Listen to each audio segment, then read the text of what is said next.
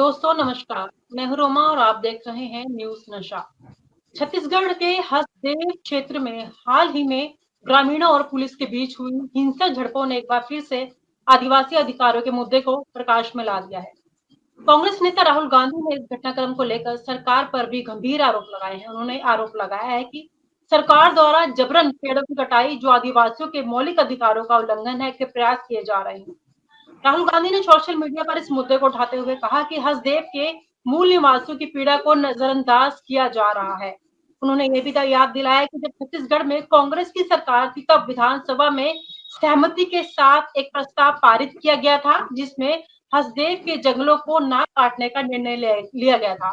इस पूरे मुद्दे पर बातचीत करने के लिए हमारे साथ इस समय जुड़ चुके हैं राजकुमार यादव जी। राजकुमार यादव जी नमस्कार, स्वागत है आपका। थैंक यू, धन्यवाद। जी, राहुल गांधी ने हसदेव में हुई हिंसा को लेकर क्या-क्या आरोप लगाए हैं सरकार पर? इसको थोड़ा आप बताएं विस्तार में। जी रोमा जी, मैं आपको बात बता दूं कि ये बात सही है कि जो आदिवासी समाज है, मध्य प्रदेश का, छत्तीसगढ़ का है या भारत का मूल निवासी समाज है और इनको वनवासी भी बोलते हैं और जंगलों में ये लोग निवास करते हैं। चूंकि क्या है कि आज मतलब जो छत्तीसगढ़ में जो जैसे कि आदिवासी पुलिस के बीच में जो झड़प हुई है, जिसको लेकर के राहुल गांधी ने एक ट्वीट किया है या राहुल गांधी ने मामले को उठाया है इस बार। रोमा जी, मैं इस पर बस यही कहना चाहूंगा कि जो भारतीय जनता पार्टी की सरकार है वो क्या करती है कि किसान को पुलिस से लड़ा देती है। अब देखा आपने कि आदिवासी समाज को पुलिस से भिड़ा दिया। जब कभी ऐसा मौका आएगा कि जवान को, हमारा देश का जो जवान है उसको पुलिस से भिड़ाने का काम जवान को किसान को भिड़ा देंगे, तो कहीं ना कहीं ये आपस में जो है विघटन की भावना है, फूट डालने की भावना है, या मान लो आदिवासियों को हनन हो, ओबीसी समाज का हनन हो, इन लोगों का हनन करने का काम करते हैं। ऐसी जो सरकार है ये कहीं ना कहीं तो हमारे जो देश की जो गरीब आबादी कह सकते हैं, आज पिछड़े लोग हैं, दलित लोग हैं, आदिवासी लोग हैं, इनके हकों पर डाका डालने का काम करते हैं। अभी जैसे मध्य प्रदेश है, छत्तीसगढ़ है, आप देखेंगे कि जो यूरिया का कट्टा है अभी मिल रहा है, क्योंकि अभी यूरिया की जरूरत नहीं है, अभी किसान को डीएपी खाद की जरूरत है। तो अभी डीएपी का खाद नहीं मिल रहा है किसानों को। किसान लगातार लाइनों में लगे हुए हैं। और मैं आपको एक और बात बता दूं, बड़े बड़े जो नेता हैं, बड़े बड़े उद्योगपति हैं, वो लोग क्या करते हैं, वन विभाग की भूमि पर कब्जा करते हैं। पुलिस उनके घर नहीं जाएगी, उनसे किसी तरह की कोई झड़प नहीं होगी। अगर आदिवासी समाज का व्यक्ति अगर अपने जीवन यापन के लिए अगर किसी तरह से वन अधिकार के पट्टे के अंतर्गत भी अगर उनको सरकार कब्जा भी देती है, उसमें उनको जैसे ज्यादा दिन से जो वन अधिकार के वन भूमि की जमीन में काबिज है, उसको जो है पट्टा देने का काम करती है। तो कहीं ना कहीं सरकार है लगातार ओबीसी एससी एसटी विरोधी सरकार है। आज आपने देखा होगा, चूंकि क्या है कि हमारा जो मुद्दा है इस तरह का है कि हमें सभी जगह की बात करनी पड़ेगी।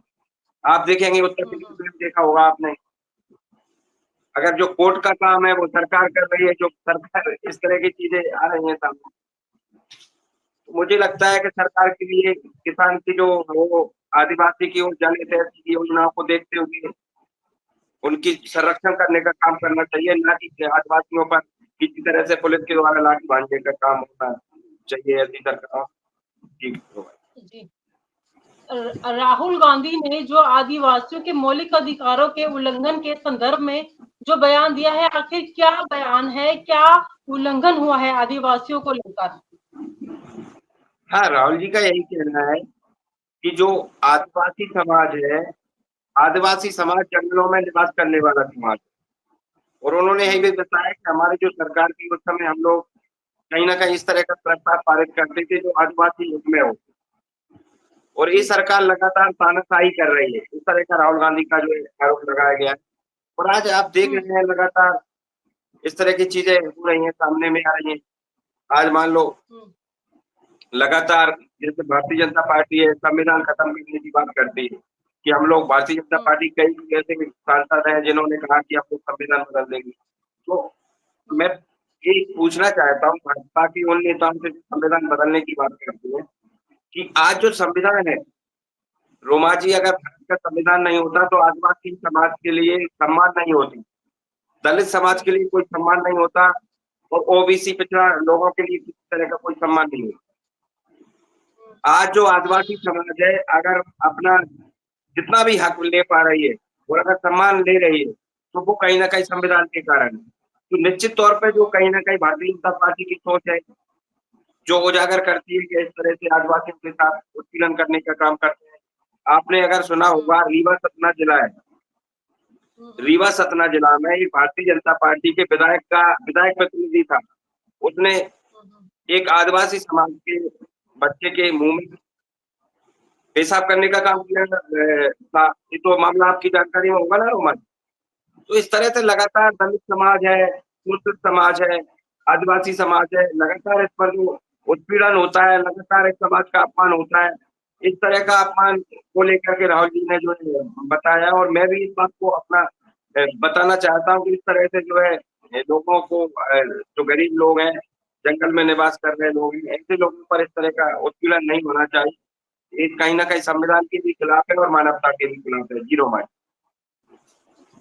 आदिवासियों के जो मौलिक अधिकार है उनका उल्लंघन है, ये जो पेड़ों की कटाई की जा रही है, तो इस पर सरकार को क्या फायदा होने वाला है? क्यों लगातार इस पर पेड़ कटाई का मामला है जो रोक नहीं रही, जबकि राहुल गांधी इस पर ऑब्जेक्शन कर रहे हैं? आदिवासियों को क्यों पीड़ा दी जा रही है? सरकार को क्या फायदा होने वाला है ऐसा करने से? जी रोमा जी, ये लोग क्या करते हैं, जब नरेंद्र मोदी को वोट लेना होता है, तो वो कहते हैं कि जाति तो हमारे भारत में है ही नहीं। और जब जाति करता कौन है? अगर इनसे ये पूछा जाए कि जाति जाति करता कौन है? जब प्रधानमंत्री बनने की बात आती है तो बोलती है मैं ओबीसी की माँ का बेटा हूँ।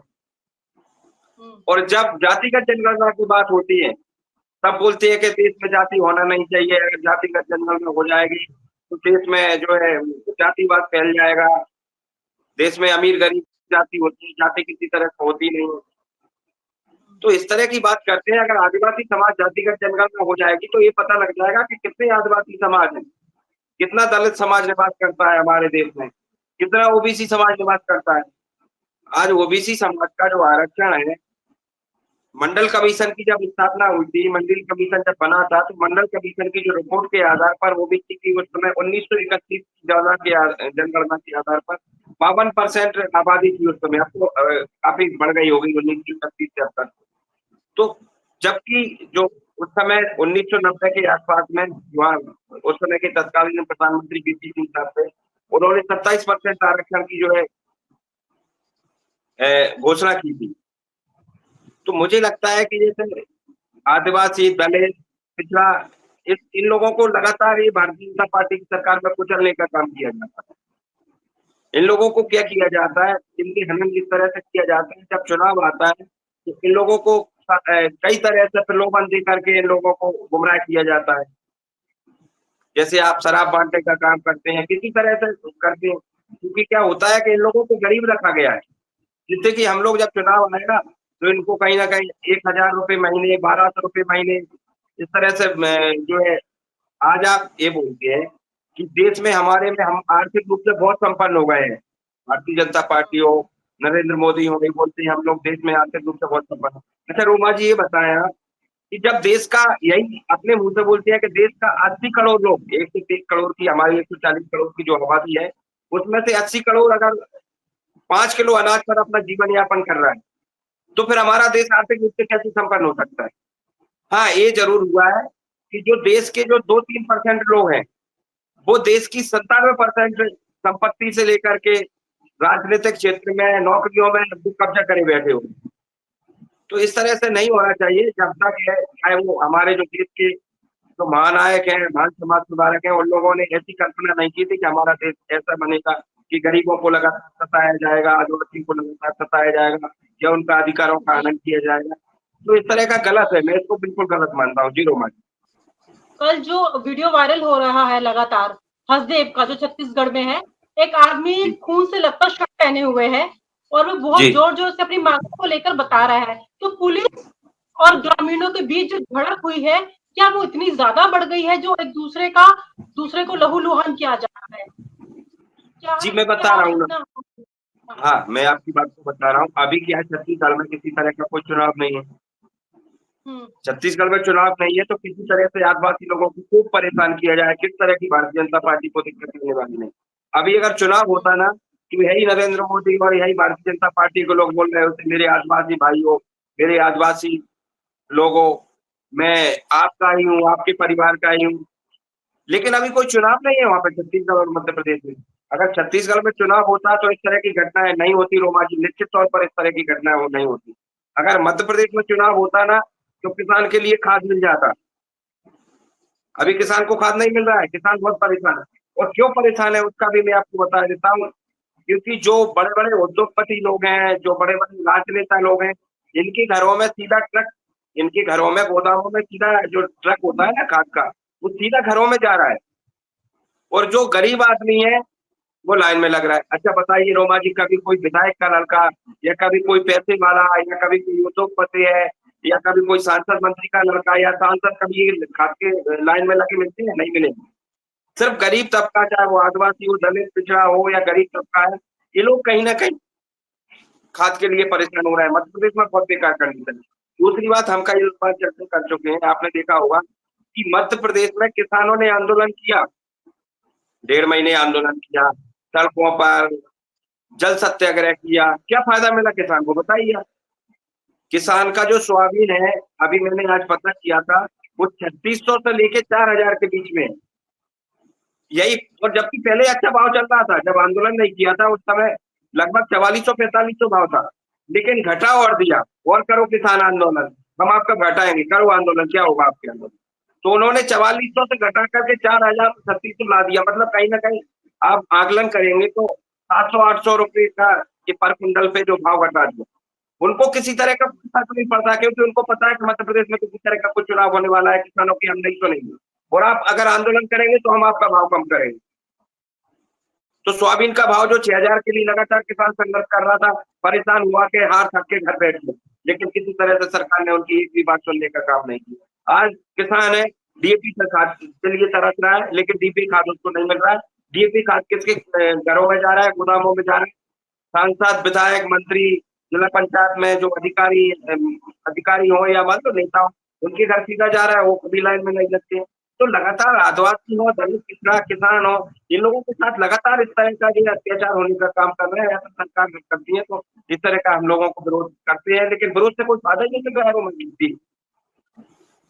कुल मिलाकर आपका ये कहना है कि अभी वहां पर चुनाव नहीं है, इसलिए वहां की सरकार एक्टिव नहीं है, लेकिन विपक्ष अच्छा लगातार रोमा जी, एक बात और मैं बताऊं आपको। सरकार उन मुद्दों को इग्नोर कर रही है, उस पर कोई एक्शन नहीं ले रही।